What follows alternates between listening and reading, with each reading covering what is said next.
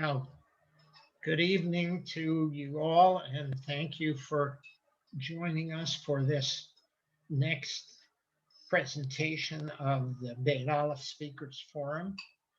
Tonight, we have the pleasure of listening to John Hoglund, and I don't know why, but we have the beautiful face of Pat Hoglund on the screen right now. So, John, you can leave. We'll just listen to Pat tonight. Okay, let me tell you something about John. John was born in Cleveland, Ohio, and raised in Delaware, Texas, and New Jersey, attending college at Augustana College in Rock Island, Illinois.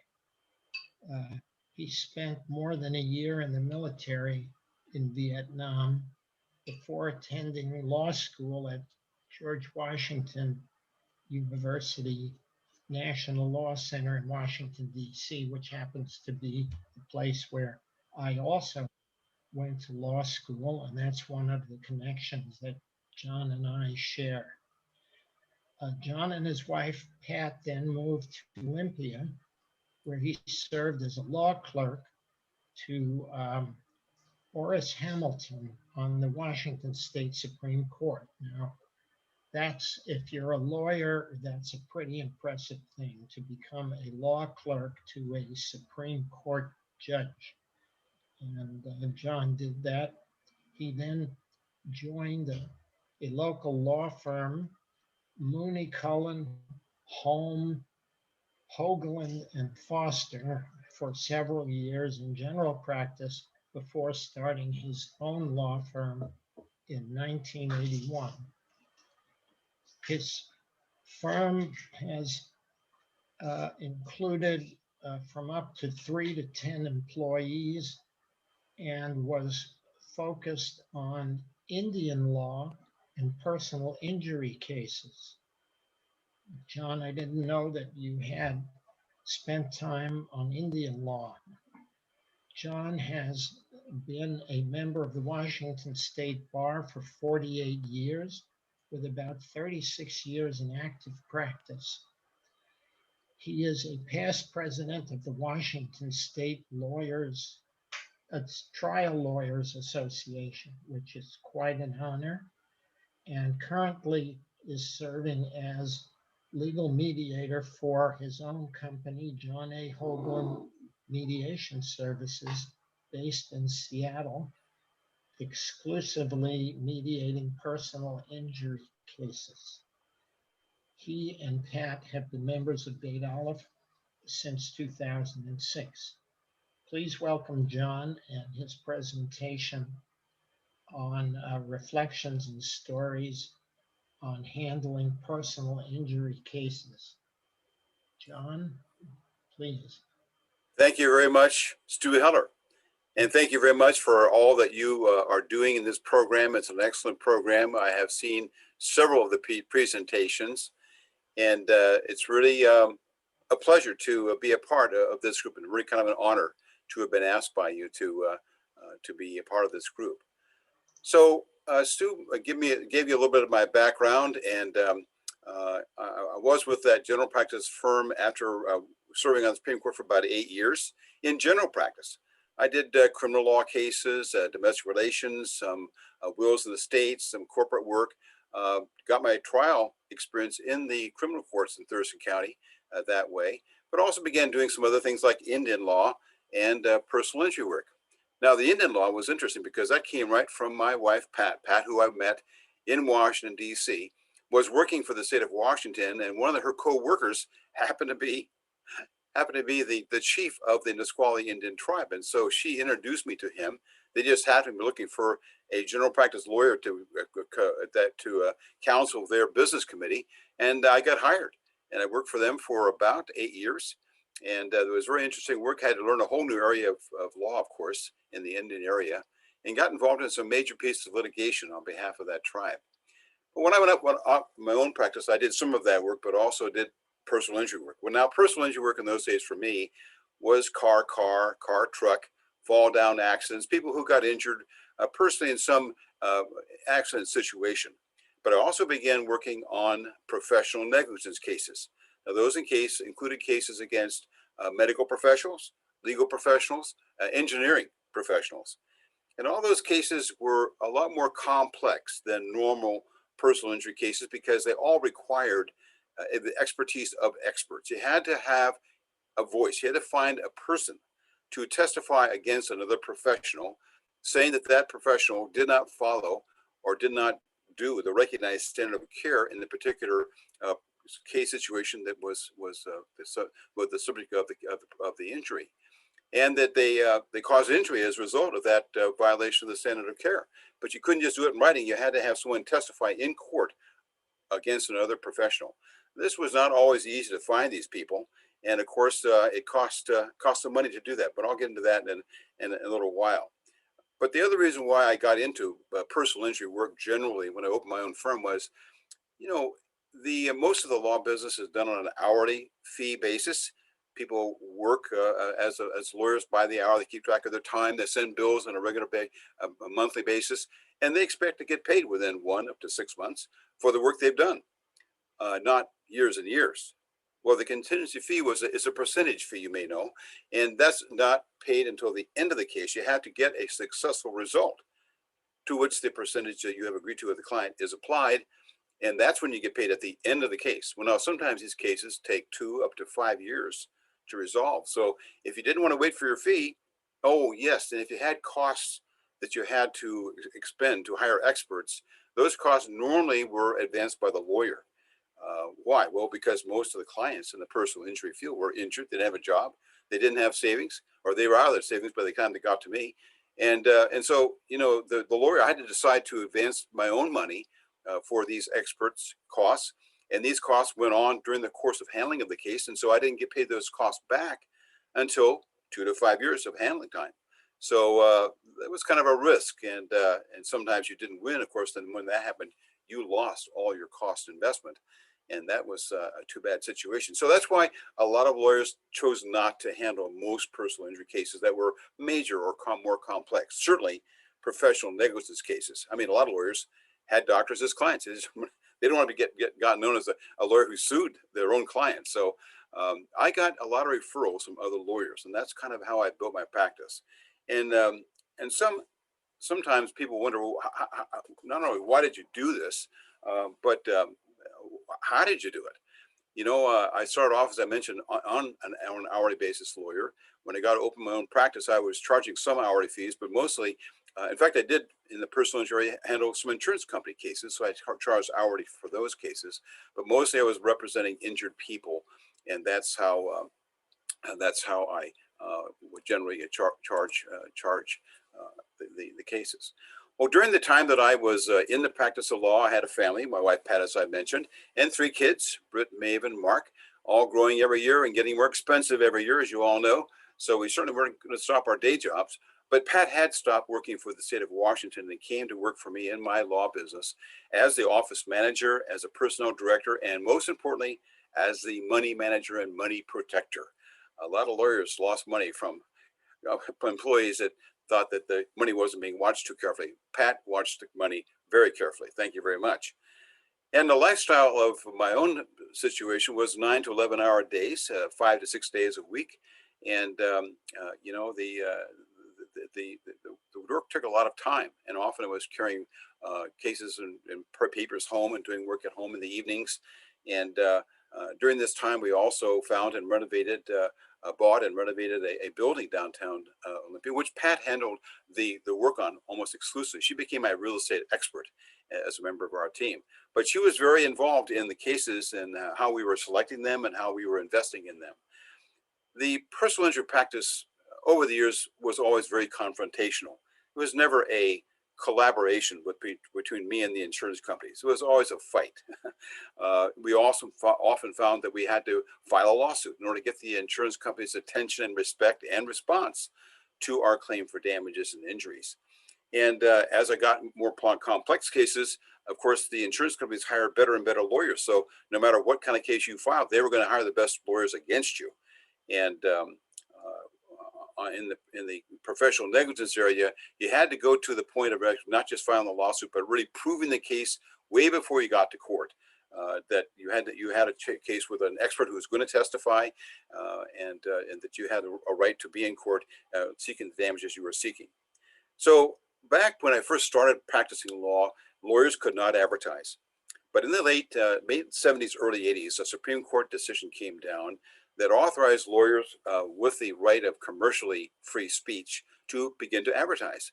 Now, the advertising was regulated by our Bar Association and other legal organizations around the country. And so you couldn't say anything you wanted, and you couldn't do anything you wanted. But I was able to do radio ads. I was the first lawyer in Olympia to do advertising on the radio.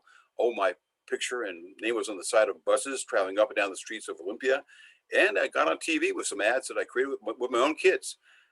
Lawyers in Olympia didn't really like that because there was, advertising to the public. They thought word of mouth and attorney to attorney referral was the way to build a law business. Well, I knew I wasn't going to get enough cases in the Olympia area, so I had to really expose my name and my work and my availability to clients in the Southwest Washington area generally, and that was through advertising. I also was very active in the community with the Kiwanis Club and the Heart Fund, a disabled services organization, the Group Health Cooperative, and for a number of years I ran the People's Law School program, which got quite a bit of publicity in the public area. I did a public law school program in the courthouse, invited the general public to it free of charge, and that was quite popular actually. And then I was very active in the trial lawyer organization, as Stu mentioned, and the Washington State Bar Association. Now, in these organizations, I was on committees. I got various officer positions, elected various things. In fact, in 1984, I was elected president of the Washington State Trial Organization. These organizations were like a very loud sounding board, a very loud, space within which other lawyers heard what other lawyers were doing. And when I began having results, as I'll describe tonight, the word got out really quickly that Hoglund was not only doing the work, he was getting results. And that makes a big difference to lawyers who don't want to handle a certain kind of case. And that's what happened to me. Well, once we got the phone calls, and there were really thousands of phone calls we got in our law business. In the early 80s, I had to hire staff and had to train them how to screen people on the phone, because certain people just didn't qualify for our services. Other people did. And then they brought them into the office if they wanted to have a final screening by me. And so we talked to a lot of people in order to choose the cases carefully we were going to take, because, not everybody has a case they can bring in the legal system. There might be things about their background or things about the case that would be difficult to prove in court or embarrassing to the person. And so they weren't able to access the legal system. And sometimes we knew that way in advance, so we often would try to negotiate cases to settlement way before we got to the courthouse steps. But we also had to do investigations of people. We had to get the records of an accident, the accident report and the trooper's report, and evaluation pictures, that kind of thing. In the professional negligence field, we had to get the medical records, all gathered together, and x-rays and so forth, in order to have our experts look at all these documents to see what their opinion would be of what appeared to be the standard of care in the particular case we were talking about. So professional negligence cases, though, were also very difficult because, professionals never acknowledged they were wrong. They never called us up and said, "Oh, Mr. Hogan, you're so right. I did this, I did that. Oh, please just send me the papers. I'll send you a check." That never happened in the years I was in practice, believe me. No. You had to put together a legal case, which really meant you had to find an expert, a real person who would not only write an opinion that a person was not following the recognized standard of care, but would be willing to speak it. And that was a little more difficult sometimes than we thought. And besides the opinion about violating the standard of care, that violation had to lead directly to the injuries we were claiming. Sometimes people had prior conditions or other problems going on with their medical house that could have caused the condition that had nothing to do with the violation of standard of care. And in addition, that injury had to be significant. It had to be large, because the cost of handling a professional negligence case, in our experience, was minimum $5,000 to $10,000 up to $100,000 per case. Now, we were handling a caseload of over 150 cases at one time. That's a lot of money. And so it required a lot of capital on our part, a lot of my reserve capital, or borrowing money, which I did a lot of the years in the early part of our practice. Well, once again, most lawyers would not do this. They would not go into debt for their clients. They would not go into, I got some years into heavy debt to $400,000 or $500,000 in bank loans. I was paying interest in the same sum I was paying some of my employees per month. Holy smokers. Yeah, it was kind of a risky practice, and you had to be willing to take the risk. And, once again, I really have to acknowledge my wife, Pat, because she was there writing the checks and all this stuff. And she and I had to agree that these were cases worth going into the court system and taking the risk of loss, because we did lose some in order to get the gains on some cases, which we also did. I'll describe those in a little while. And then the other problem was, besides borrowing the money, if I won a case in a jury trial or a judgment from a judge, if the other side appealed the case, banks cut me off. They would not loan any money on a verdict or judgment. No, if it was appealed, wouldn't loan them a dime. So I had to go out to family, friends, other lawyers to, beg some money to cover the trial costs. You had costs going up to the trial to get to the courthouse steps, but then you had to hire all these people to come into court, wait around for them to be able to testify, and that cost some big dollars to have people actually in court with you. And then you had to pay them. They want to get paid the next week. Thank you very much. And I was kind of out of cash. No, yeah, they want to get paid. Otherwise, they'd sue me. Not a good deal. So we had to chase around and find money for the trial costs, which sometimes were out there for 2 to 3 years before we got an appellate decision. So appeals were no help at all. And in the professional negligence areas I mentioned, we knew we were starting a legal war when we filed a lawsuit. They'd hire the best lawyers they could, and we had to start with some very difficult things to get going. A lot of written interrogatories and depositions had to be taken. And then we were also looking at the front end of the case as to the justice factors. I mean, would a jury really like our client? Would they fall in love with our client? I would hope so, because the jury had to get empathetic with their situation, what they had to go through. The jury had to really empathize with the kinds of injuries that they had to heal from and what they went through, the months and months and months of recovery, in order for them to respond in a money damages way. And that was always kind of an interesting question. How do you equate what they've been through to dollars?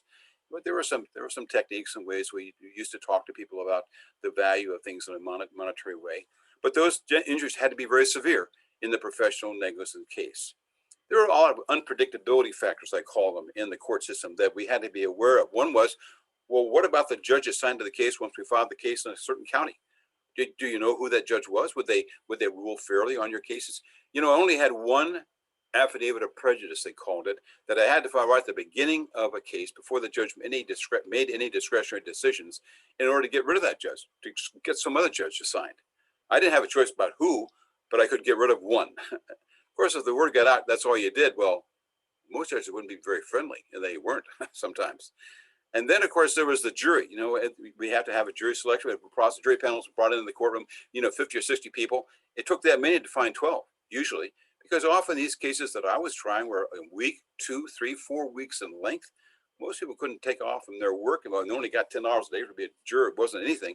And that's still the case. It's just they don't pay jurors hardly at all, and compared to what they're making out in their job. So, it was hard to find people who were willing to give up that kind of time. And of course, you also had 3 peremptory challenges. I had 3 people I could knock off the jury just because I didn't like the way they looked. Well, so did the defendants had 3 peremptory challenges. So they can knock off 2 or 3 of my best jurors. I can knock off 2 or 3 of their best jurors. And then you're left with whoever's left. No choice at all. And so you had to look carefully at that panel out there in the audience to pay attention to what they were answering in terms of the questions, so you knew who you might get on that panel if you were getting rid of someone that you could perhaps tolerate. But jury selection was always kind of an up in the air game, kind of a guessing game, and you really never knew what was going to happen with your case until they came in with that verdict for you or against you. A lot of our cases were not that obvious. You think they would. There was a woman who called me up, came into our office. She had a hysterectomy. All her female organs, productive organs, were taken out. Okay, 2 years after that surgery, she got pregnant. What? How could that happen? Someone made a bad mistake. I called an OB friend of mine. We filed a lawsuit. We were ready to go. Send us a check. I don't know. They wanted to see this client of mine, so they sent her back to New York City to some experts. They did a panel exam, did some CT scans, some other internal. I went back there for the deposition of these defense experts, and they walked me through how they took pictures and showed me how this woman had regrown her uterus. What? A medical rarity, but it happened in one of my cases. Yeah, it wasn't the guy who took the hysterectomy. It wasn't the hysterectomy on it. No, it was. No one was negligent. This happened. She got pregnant in a new uterus that her body had grown. Well, I surely wouldn't have guessed that, nor would anybody else have. But that cost me $10,000 on that one, of my costs that I could, of course, get back from the client. And then there was the case involving a couple of very, very good experts, I thought, that we had hired, and they sent me a nice report, very strong against the doctor in this case. It got them into the defense depositions, and after about an hour and a half of basically hammering away at these guys, they changed their opinion 180 degrees in the deposition. They said, no, what I wrote, that's not right anymore. Now I think this. Well, thank you very much. I mean, that I couldn't use that guy in court. In fact, the defense wanted to call this guy as one of their witnesses. Oh, thank you. I barely got out of that case with our costs by hiring a couple of other new experts. That, oh my! But you never, unpredictability factor. You never knew what people were going to do in the heat of the battle, where they had to sit down and say something in public and out loud, and they were challenged. Of course, every word they were saying was challenged. So with the case costs being high and then predictive factors running like crazy, you would think it'd be a little stress involved in this kind of practice. Well, there certainly was. And after, I don't know, 25 years, this kind of practice, the stresses and the burden of this kind of work and the risk factors involved got to be too high. We decided to close the practice in 2004. But somebody asked, well, why did you do that, John? Was it really worth it? Well, I've done some just rough calculations. I think over the 26, 27 years of doing that kind of work, I probably recovered 17 up to $20 million for clients, recovering, $6 to $7 million in fees. I can't really sit here and complain about that. I can't complain to you about it, but that's kind of what was going on overall in my practice. Let's turn now to some slides I put together about my legal practice. Here's the first slide. Can you read that? John Hoglund, Reflections and Anecdotes for Personal Injury Lawyer. This first slide is a picture of me in 1987. Here's that young guy with his bow tie he was a hot dog lawyer, I'll tell you what. I got a call one time in 1987 from a young lady who said, I have this terrible problem going on, Mr. Hoglund. What was that? My new baby boy is blind. I said, well, that's too bad. What happened? Well, I had a normal pregnancy. Everything was normal. Doctor, no problem. The delivery was just fine. But after he was born, I got him in the recovery room, and he was blind. Well, really? That shouldn't have happened. So, I sat down and talked with this lady, and we talked it over again, and I became persuaded. This, by the way, was my first professional negligence case. It was a mystery to me. I had no idea what had happened. So I got the medical records, x-rays and so forth, and I hired a new neonatologist from the University of Washington, my first medical expert witness. He looked at the records. I sat down and talked with him in Seattle, and he said, well, Mr. Hoglund, these records look just fine, but, something happened here. This child shouldn't have gone blind like that.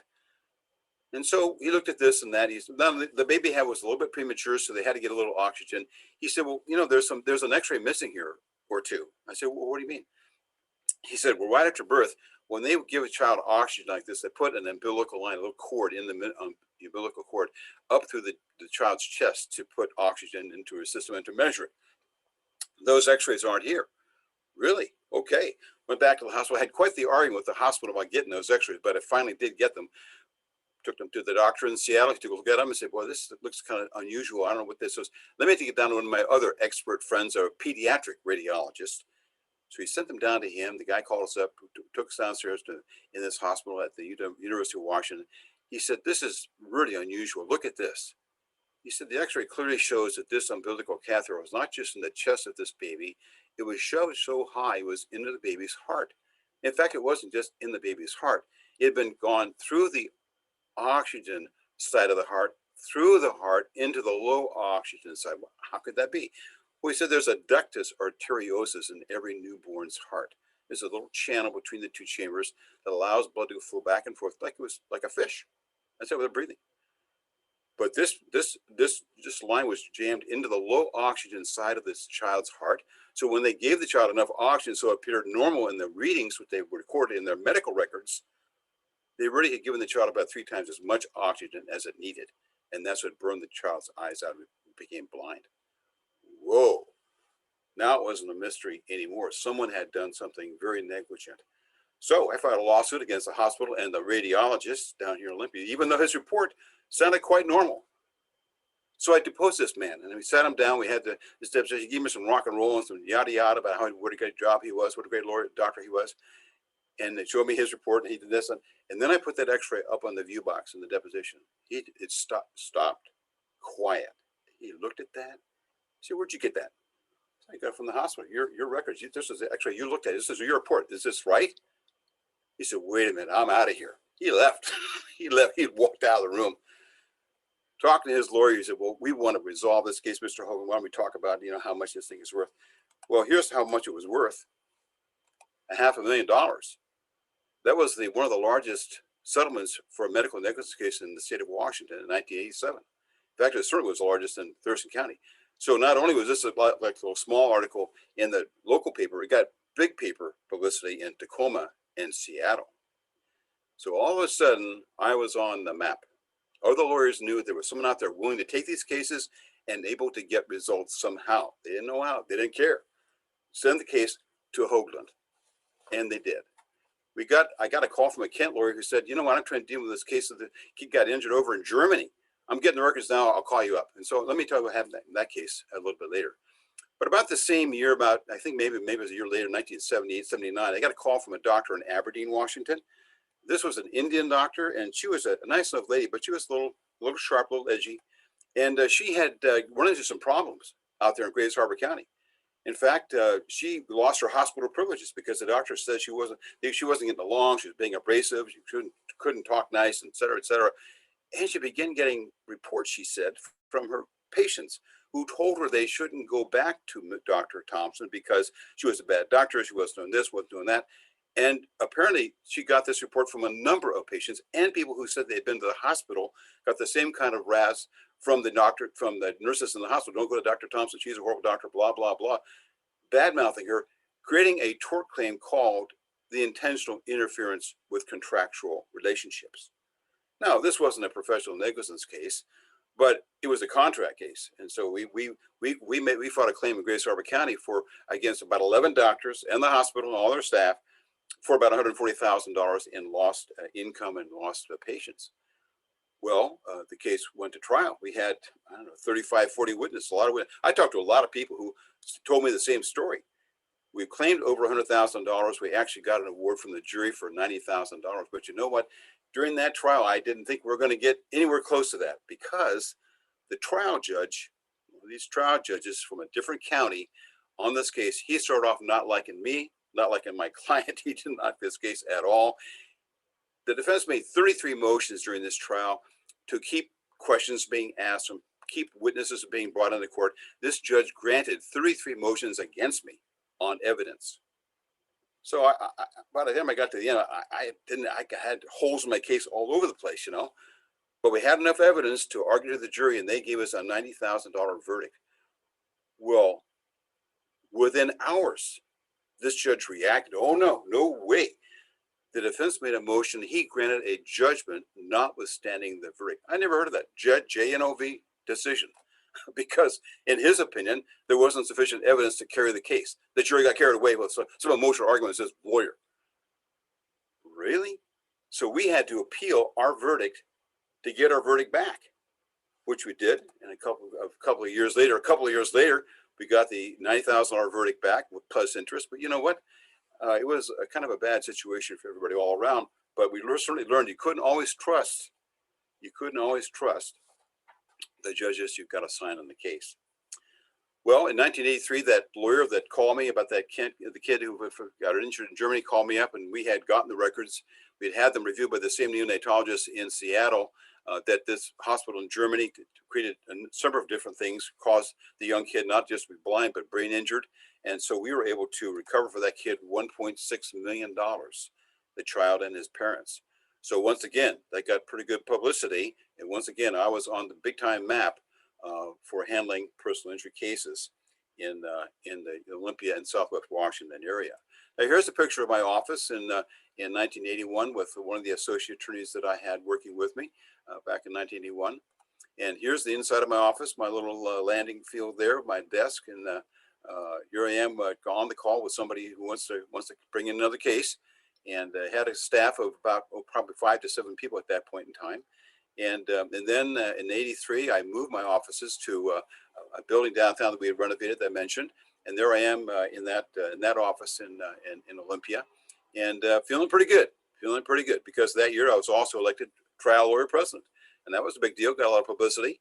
So once again, when these things hit the public media, you know, the word gets out there, and the general public now knows the name. The general public knows of the reputation, besides the lawyers being emphasized. And the lawyers were really the biggest source of my cases over the years, the good cases.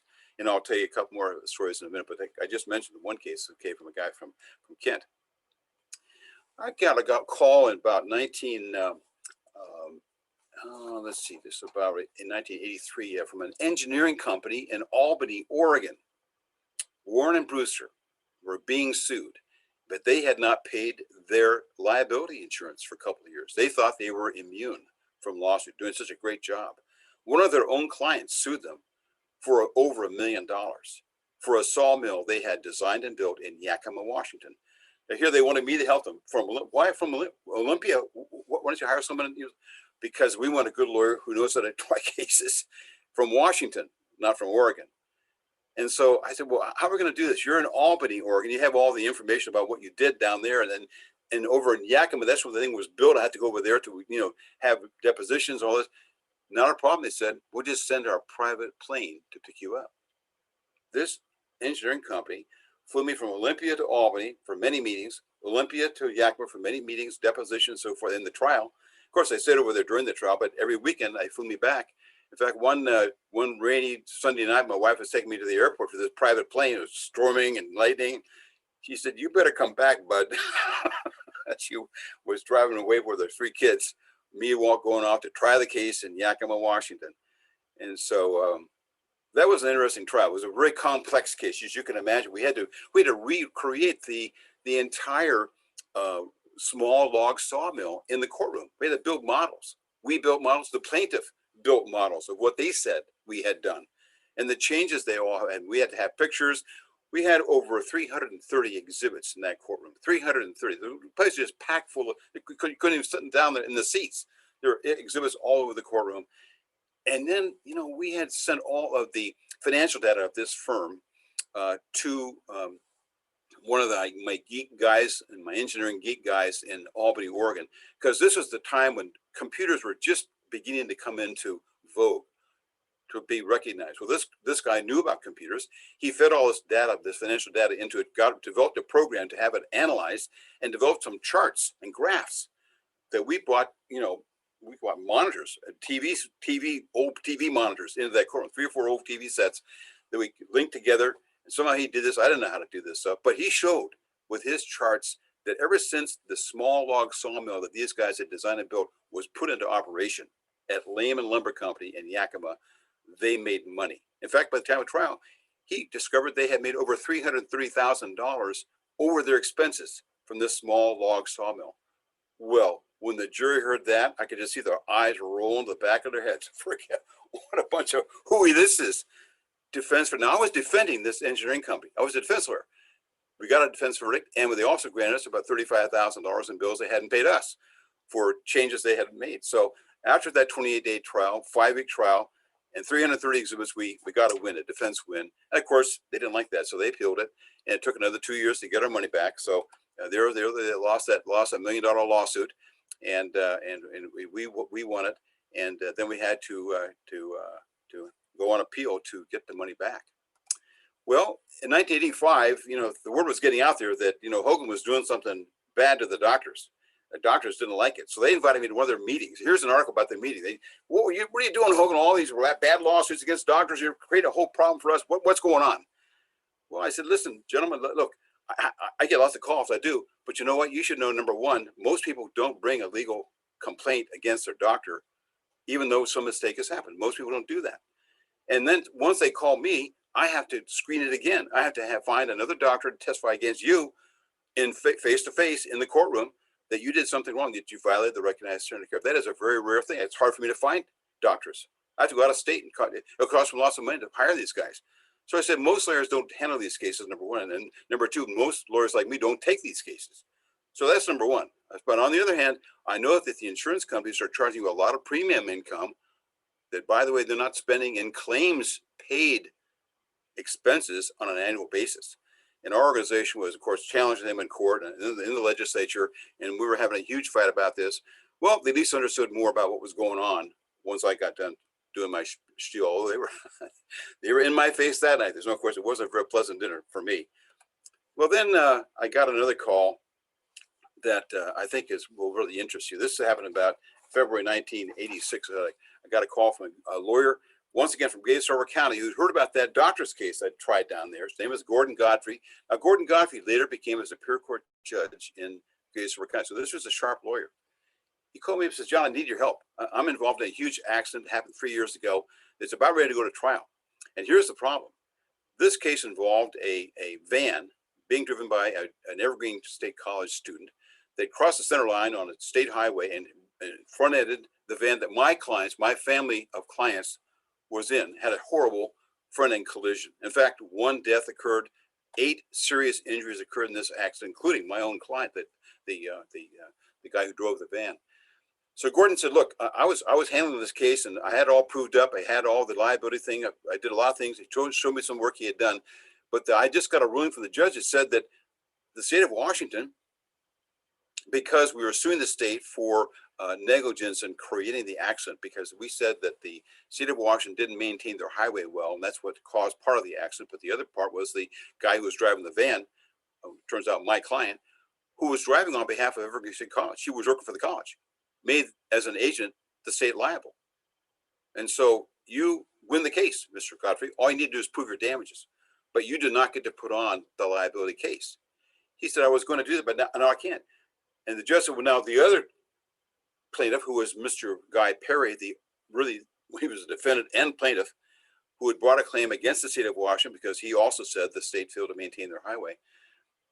His lawyer was found by the judge to be incompetent about a month before trial. Can you believe that? I could not believe it. I said, "Gordon, are you kidding me?" He said, "No, the judge ruled the guy could not try the case for Mr. Perry. He was incompetent to do it. He had to find another lawyer right away to try this case. Otherwise, his case was going to be dismissed." Whoa. So Gordon said, "I need your help, Hoglund. Can you help me out?"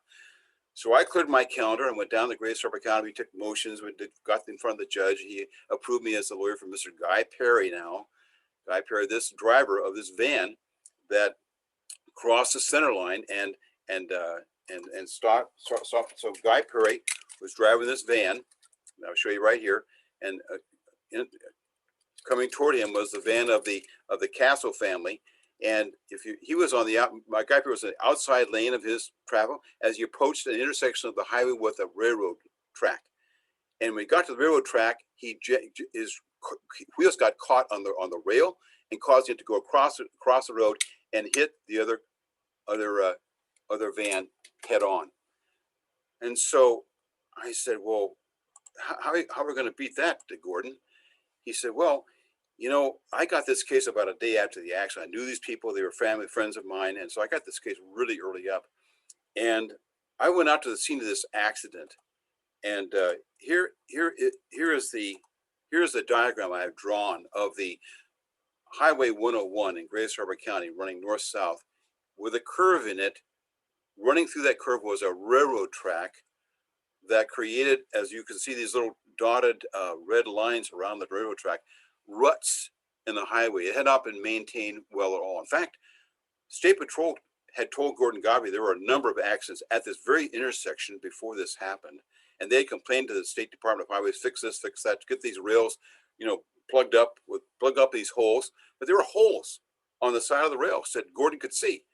He said, "Well, they're their primary target in this case. It's not just the driver, because he was sane and sober. This Guy Perry he had had coffee 5 miles before. He got a rest stop, and it was in the morning. It was raining, and there weren't center lines. By the way, I drew them incorrectly on this diagram. There were not center lines on the highway, so it was hard to see how the railroad track and the road were setting up. But Guy Perry drifted to the right, like I told you, and then he came back to the left. When he hit those railroad tracks, his tires got jammed, and his van all of a sudden raced across the road. Well, he was going fast enough that when he hit the Castle van, it was just a horrible collision.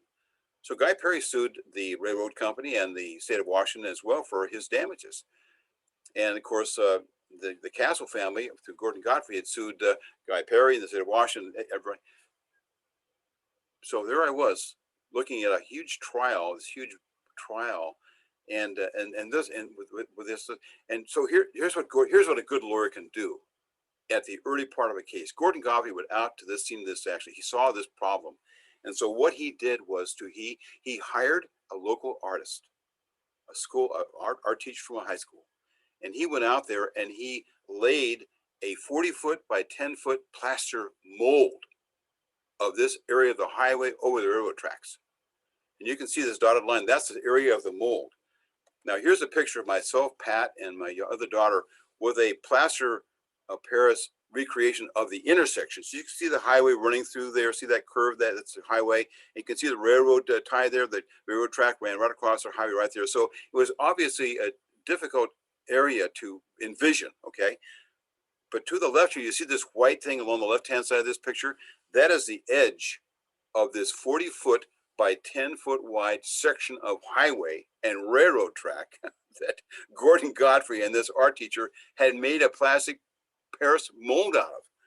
Well, now you could really see the ruts in the highway at the bottom of this picture, unfortunately, between the rail and the edge of the highway that obviously had not been repaired for many, many years. Well, this mold was in pieces and was back in the storage room in the courtroom. And the first 3.5 weeks of this trial, every morning when we had motions in limine, we stood up to make a motion, Your Honor. We won't admit every exhibit to 200, the plaster molds of the highway and the railroad track. Every morning we had an argument with the state. They viciously opposed us on this. They had all kinds of cases. Every day we had a new case. This case from New Mexico, this case from New York, this case from California. Back and forth, back and forth. 3.5 weeks of argument every day. Finally, after 3.5 weeks, the judge said, I'm gonna admit this evidence. I want it brought in the courtroom and set up. Those molds were set up, and once the jury saw those molds, saw what we were all talking about, that this highway was not very well maintained, that was the end. That was the end of the case for the state of Washington. They were going to lose somehow this case. Now, the case involved 500 exhibits. Once again, just a huge show. 5-week trials, 50 witnesses, 24 experts. And now every night during this trial, ladies and gentlemen, I had to sit down with Gordon Godfrey and read through a stack of depositions for the witnesses for the next day to figure out what I was going to ask these people. And he and I figured out, Gordon Godfrey and I figured out how we're going to strategize, how we're going to ask this and that, and the other thing, how we're going to present this thing. And he had figured it out pretty well. I just followed his instructions, really. He was teaching me what to do, and I did it.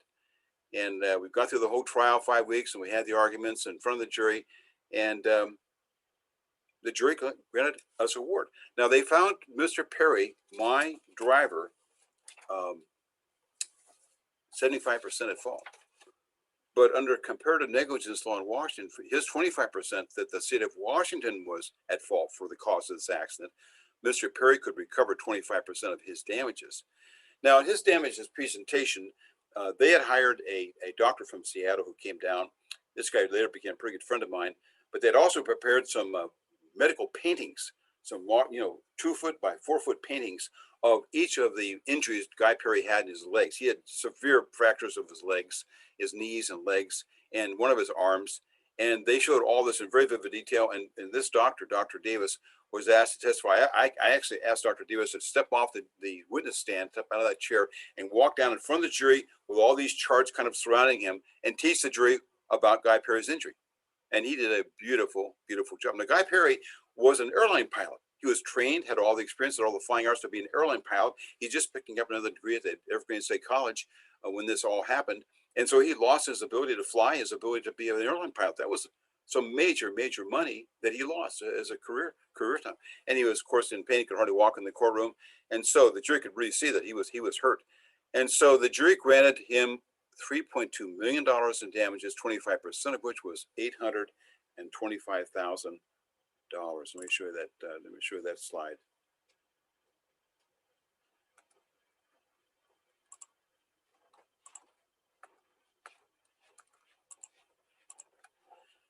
So here's the case going to trial, and there's the award from the jury, $825,000 in in damages. Now, of course, the state didn't like that. They appealed, and we had to appeal. And two and a half years later, we got the verdict affirmed plus interest, and that's what happened in that particular case. Well, then I finally got a call from a young man, and one Saturday morning. We kept our offices open on Saturday mornings. I got a call on Saturday morning in 1988 from this young man who said, "Mr. Hogan, I get this terrible problem. Well, what's the problem? My daughter was poisoned." I said, "Really? What happened?" Year and a half year old, got poisoned at her grandfather's house, and then he hung up. Now, someone had taken down his phone number for me. I tried calling the guy. Whoa, what happened here?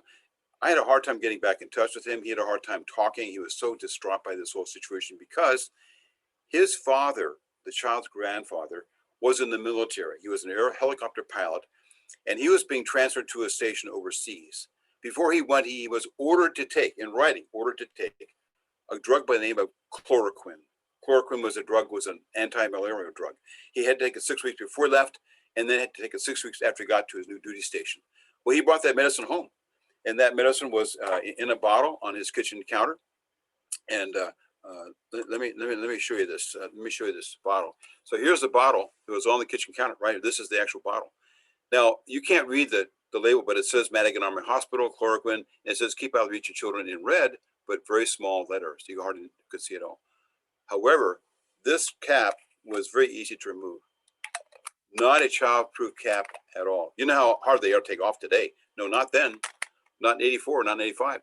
This cap was just like the kid had no problem taking it off, 1.5 years old. She took one of these tablets of chloroquine, and within 10 minutes, she was in a coma. A deep, deep coma for months. Came out of the coma alive. They were able to save her, resuscitated her, but she had severe brain damage. She will require medical and social care the rest of her life, and she could hardly speak. So serious brain injury occurred to this young child, and so we filed a lawsuit. Now, here's the thing: the U.S. government, because he was a military person under orders to take the medicine at home, he had to take it every day for 6 weeks before he left. He was acting as an agent of the U.S. government, so that made the government liable. But that wasn't enough. We figured we also had to prove that this was a very hazardous medication, and he should have known it was hazardous, but he didn't. Why? Inadequate warnings. So I went back to Toronto, Canada, and found the world's expert on chloroquine, who was quite easily able to say that this is a horrible situation. In several other countries around the world, we have much different warnings on these kinds of for these kinds of medicines, and different kinds of childproof bottles we issue for these kinds of medicines. And so they were negligent in not advising their military people not to keep this medicine away. It was highly dangerous. In fact, at the time she took this medicine, over 100 children under the age of 4 had died from just a little bit of this medicine. So it was highly hazardous. It was poison. It wasn't just poison, it was deadly poisonous.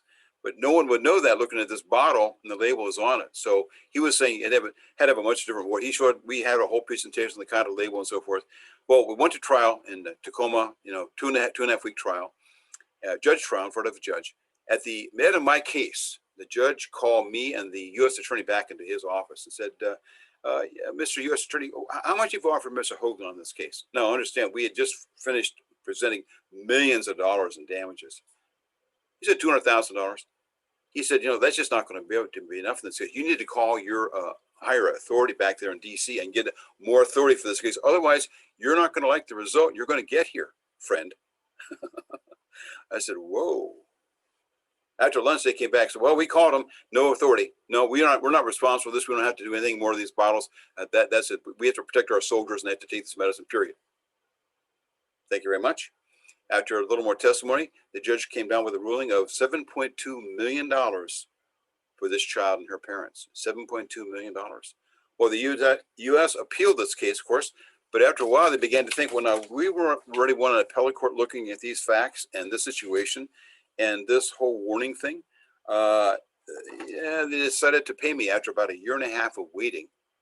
Understand, this is one of those cases where I had, $150,000 in costs just for the trial. So I was suffering. I was sucking financial air. But the interest on $7.2 million for that period of time was almost $1 million itself, and they paid it in full. So a good result, but a lot of hardship along the way.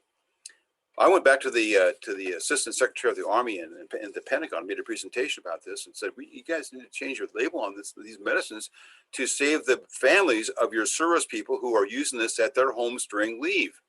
That's who's responsible. Not the service people; it's their families and other civilians." Heard me out, gave me a lot of compliments. Good job, Hoglund. We take your information. Blah blah blah. So far as I know, no changes were ever made to those warnings on that bottle. Then in the late fall of 1999, I got a call from another lawyer from Vancouver, BC, who had a relative involved in another accident with a military vehicle on I-5, rear-ended by a military vehicle. Pretty serious accident, pretty serious damages to the vehicle, and the man and his two daughters were in the car. The two daughters weren't injured, some soft tissue injury, not too serious damage. But the man, his name was David Warning, had some very, very serious injuries. And this resulted in those are some of the warning, the articles about that chloroquine case. David Warning case went to trial in 2002 after about 3 years of workup. And David Warning had some very serious back injuries. He'd had 7 different back surgeries. So once again, I hired a medical illustrator to draw some paintings of each surgery change to his spine. And by the end of the last surgery, and we're talking hardware, all screws and bolts and rods, and it was just a bad looking situation. The guy could hardly move, in pain all the time. And of course, he'd been through a tremendous problem with recovering from this injury accident, and it just was a very bad situation. Well, the trial judge went through a lot of facts and so forth, but he awarded Mr. Warning $3.818 million for his pain and suffering and what he had gone through. For his wife, who had suffered with him and taken care of him for those many, many months of recovery, he awarded her $500,000 for the loss of consortium claim. So very, very serious situation that resulted in a pretty good result for David Warning. Well, that's kind of a few stories and reflections on the personal injury practice. Now, I have to say to you that over the years, and Pat will certainly from this, we lost our share of cases. Over many cases, we recovered a lot less in damages than some of the cases I've mentioned to you. But overall, it was a pretty good practice. And but it was very stressful. It was just hard to keep my soul and my mind together for that part of that time. But you may have had some questions after all of this. So are there any questions of anybody? Yes, I have a question. Susan. I appreciated all your stories. But given the challenges of personal injury practice, the intensity of it, the delay in getting paid, and you'd have a lot of experience with other practice areas, what sort of drove you in that direction as opposed to, trusts and estates or real estate, something that, probably you could generate enough business? Yes, certainly. Well, I thought about that quite a bit, Susan. Why did I make different choices? At the front end of my practice, so here I was, a young guy coming out without much of a background, not much of a place, a position in the state. And so I knew I had to do something to make a name for myself. I knew I had to do something to become more successful. And so I wanted to do something that was challenging. And when I began to realize that I could actually do the work and be successful at it, I quickly realized that not many of the lawyers were doing it. And so it was an area I could easily move into and advertise for without a lot of competition from other lawyers. Now that has changed dramatically. Although I must say, even today, probably less than 1% of the lawyers in Washington, about 41,000 now lawyers licensed in Washington, actually practice personal injury work and advertise for it. So not a lot of lawyers, once again, choose this kind of practice. It tends to be very confrontive. But back in those days, I was younger, I was more aggressive. I loved the fight. I have to admit that I loved the fight. And things that were a little more calm were a little boring for me. And so it was more exciting to be in the throes. And quite frankly, trial work can be wonderfully energizing. It is stressful, but it is exciting. And there were many days when I could hardly sleep, and it was kind of, unfortunately, living on cigarettes and coffee to keep the adrenaline going. But Those were back in those days. Over a period of time, it certainly began to wear on me. I began to realize I should get into, workers' comp work or something more administrative or something that's more peaceable. But I just never did. And when I had some choices. Whenever I had these huge recoveries, I was able to pay off all my debts, pay off all the costs, and then I was looking at, and I had excess of capital. Do I want to reinvest in this kind of practice again? We had done that 3 or 4 times, and my beautiful bride said finally after that warning case, you know what? I am out of here. Either you're coming with me or I'm going alone. I didn't want to risk the practice without her, and she was a great partner through it all.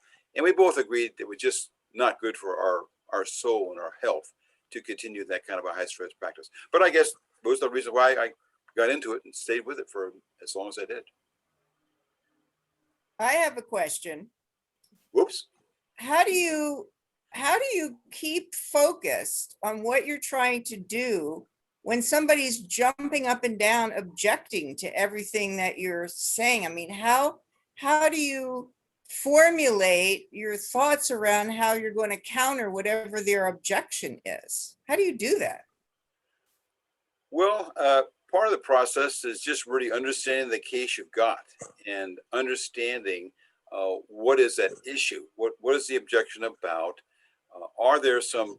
I had on my desk in front of me at all times. I had some legal reference tools, so they would call it a certain kind of objection. I would turn to that section of the manual and look up, well, what comes from the responses legally. What are cases in my favor on these kinds of points? So I had some tools I could use like right away, but in truth, I had maybe 5 or 10 seconds to figure out what I was going to say.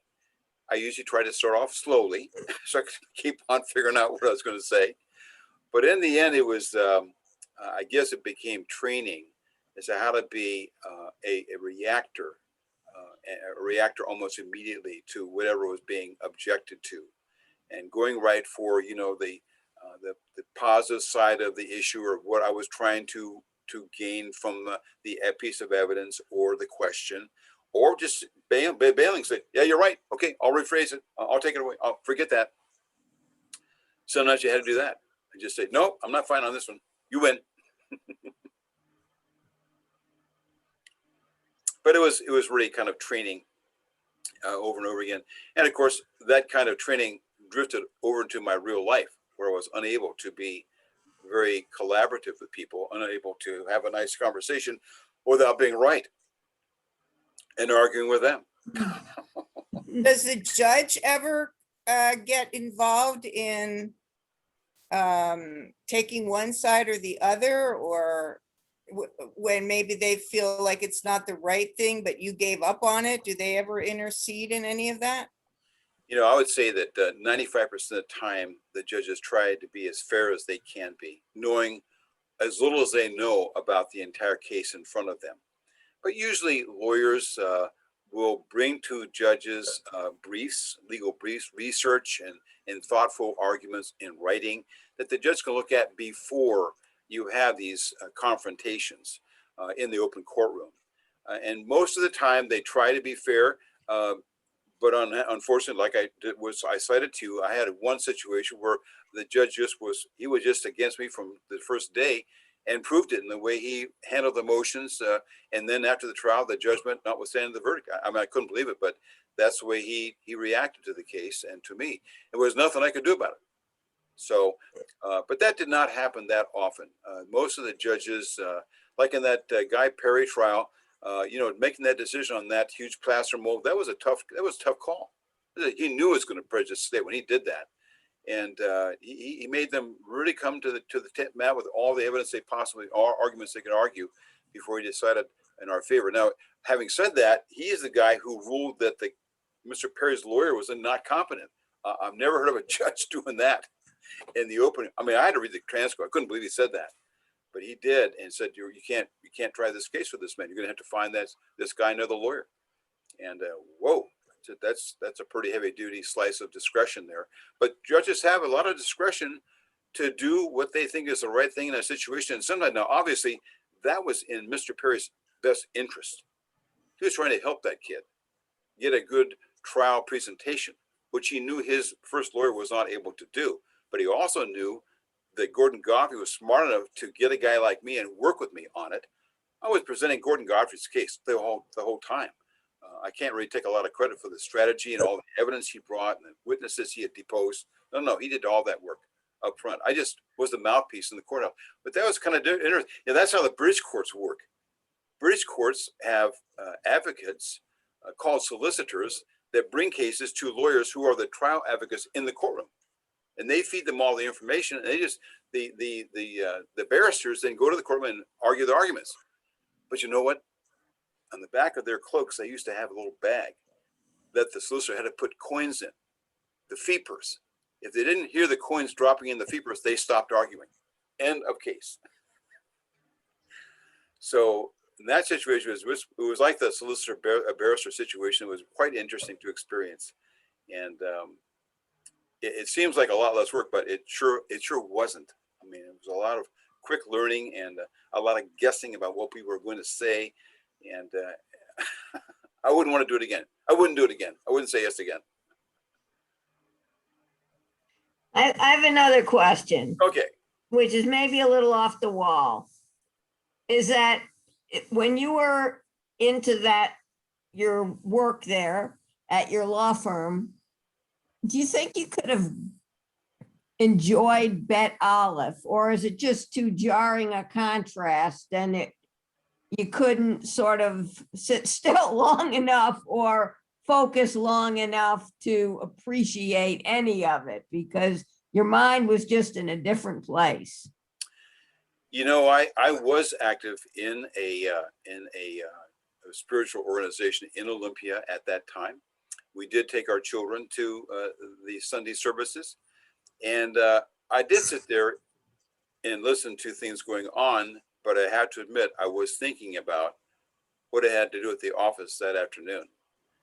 Also during that period of time, during the 1990s, I began attending a spiritual guidance program up in Hollyhock that involved me going away for 5 days and just really sitting there and listening to a presenter that talked about things I had never heard of in my entire life, like archetypes and like Carl Jung and all this spiritual talk about the different religions and what meditation was about and all these spiritual images that once again, I knew it was foreign to my world, but it was once again very interesting for me. And I began realizing, just like you say, that I need to slow my life down here and to take a look at the roses and smell the roses a little bit. In fact, it was a beautiful place. I had lots of flowers. That one particular seminar I went to was called the Garden of Your Soul. Garden of Your Soul. And those kinds of presentations kind of really woke me up, Sue, to be honest with you. I really began thinking about, in fact, one presentation on archetypes, a guy talked about the archetype of the warrior. I just said, oh my God, I am trapped in this warrior archetype. How am I going to get out of it? And I decided to get some professional help afterwards to give me some advice about how to do that. But it took me, 10, 12 years after that presentation for me actually to leave the litigation practice. And, but yeah, there weren't too many times that I took time to really be quiet and to be reflective. Because it was a practice that was, like I mentioned, it's constant. Every day you got phone calls inviting me to join a new war, to start a new battle, and that's just a whole different mental framework than being reflective and quiet and meditative. No, I didn't know about Bet Alf then. I didn't know about Bet Alf until well, it would have been, I guess, maybe 10, 12 years ago. But I was 10, 12 years ago. Yeah, I was out of the practice at that time. Yeah. John, I've got a couple of questions.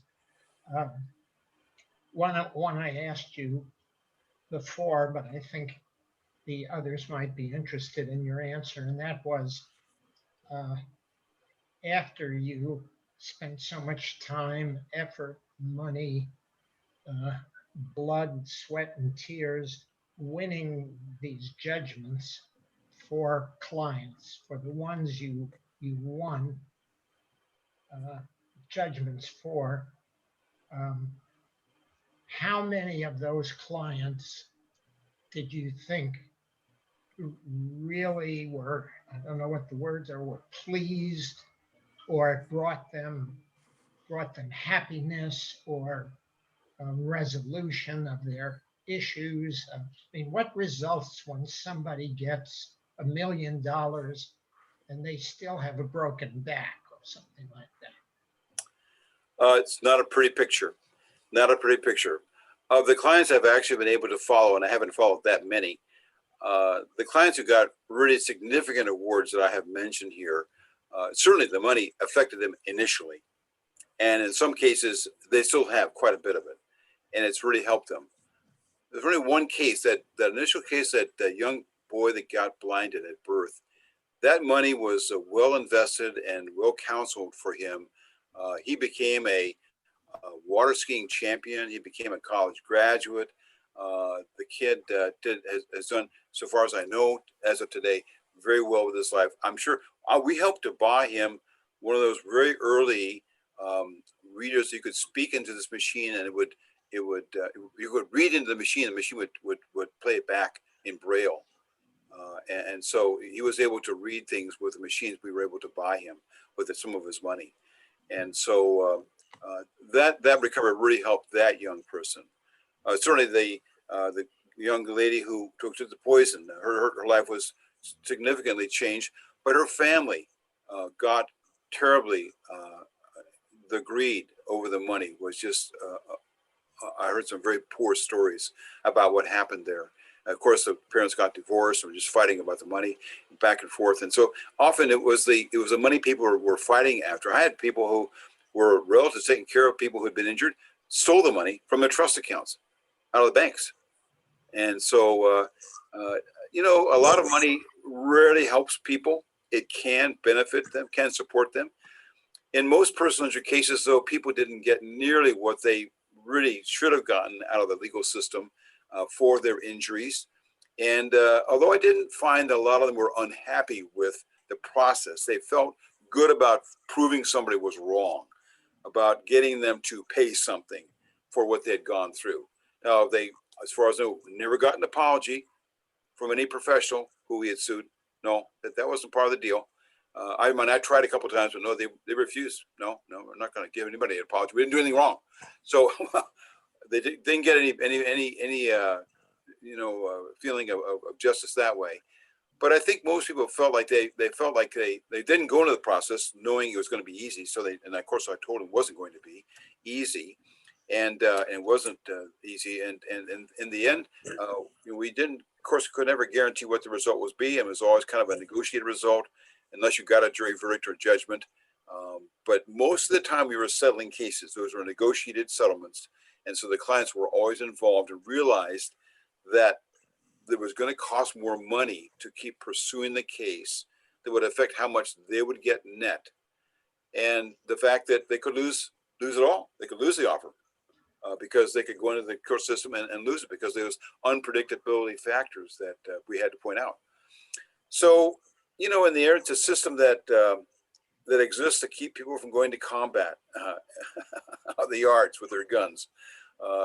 It's supposed to help people resolve their disputes amicably. And whether everyone feels at peace at the end, I really don't know that's true.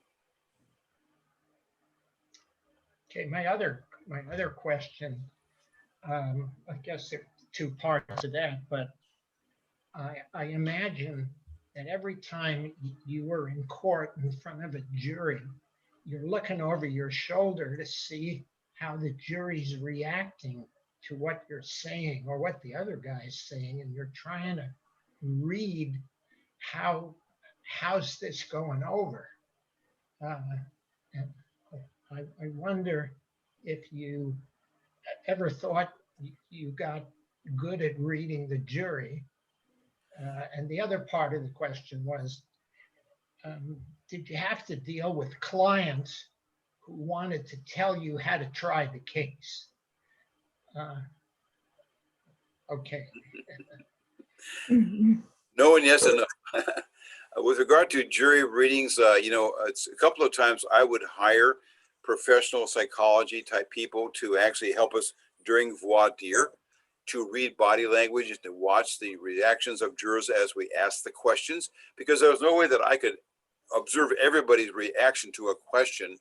And even in answers, I was directing a question to a person because my focus had to be on their eyes and their face and what they were doing with my question and the answer. So I hired people to do that. And if I wasn't hiring a psychologist, I was bringing office staff with me.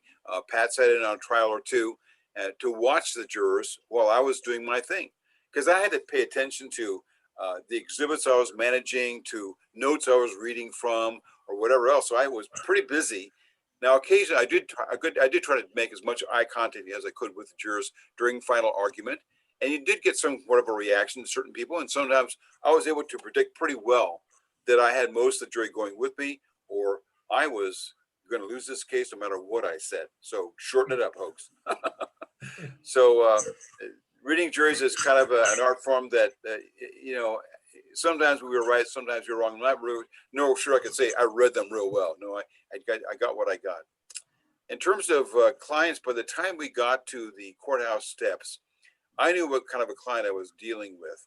And generally, when they knew how much money was on the line of my money, they weren't going to be in my ear telling me what to do. Now, having said that, yes, there were some clients who just could not stay quiet at the counsel table. They had to say, ask them this, ask them that, do this, do that.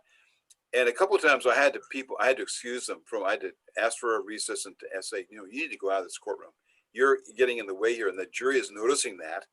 And they're not going to respond well to you doing that. So you need to get out of here and watch from the hallway or something. So I didn't have too many clients like that, though. By the time we got to the courthouse, once again, we had done a tremendous amount of work.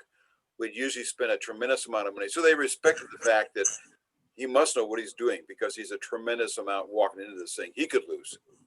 So, there's the other side to the lawyers advancing costs for people. People say, well, no, that's champerty. You're paying for the client's case, blah, blah, blah. Well, on the other hand, you're giving the lawyer an incentive to win, to do the right thing for the client. If you don't win, you're going to lose all that. And also, if you don't have something at risk, you can get grandiose about how much you're going to get or how much you're going to ask for.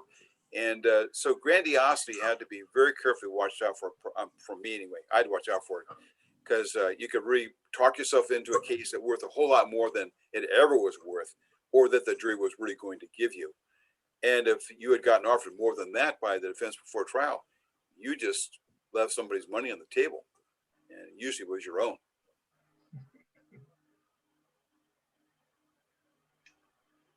Well, John, I want to thank you. Unless we have any more questions. It's been fun presenting to you all. Thanks for coming. It's been Thank you. amazing listening to your stories. I've been sitting here riveted.